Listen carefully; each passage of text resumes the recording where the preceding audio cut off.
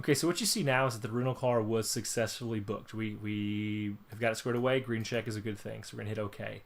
So now we have our flights booked. We have our rental car booked. And the next thing, it's always going to populate to you, even if you don't do rentals and you don't do flights. Even if you didn't do those things, so maybe you're driving, it's always gonna prompt you for lodging at whatever location you chose. So with lodging, you can do it a few ways.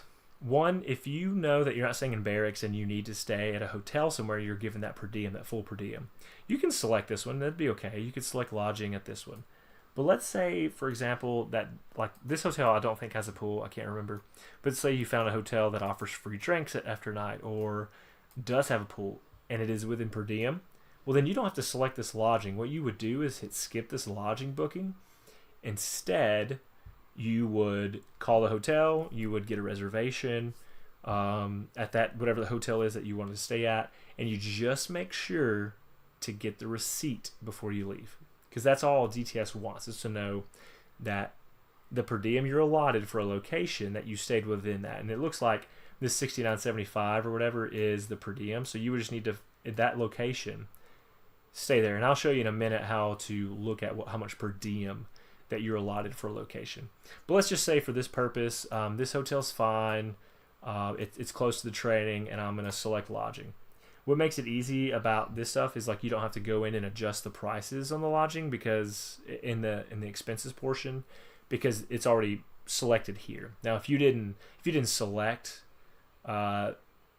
it looks like 93 is actually the amount allowed. We'll look at that in a minute. But if you didn't select the hotel here, you may have to go in and change the rate of whatever that hotel is. You should know before you do your DTS what the rate for your room that you're picking is going to be. So just know that. You need to go ahead and pick whatever hotel it is before you do your DTS or as you're doing your DTS so you can adjust the expenses. And we'll get to that in a minute. So I've picked that we're going to stay in this hotel, and it wants me to pick a room now. So typically you want to just, I mean, it's just you just pick a room. I'll just pick this room for $69.75. Frequent guest number, frequent flyer number, disclaimer, how we're going to pay. I mean, it's all pretty much, you don't have to really change anything. And we're going to book lodging.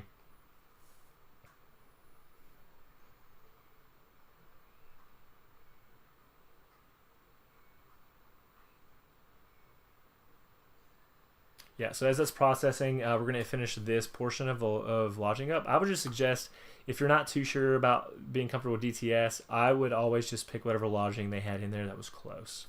So our booking was successful, and we will end our video there for the lodging portion.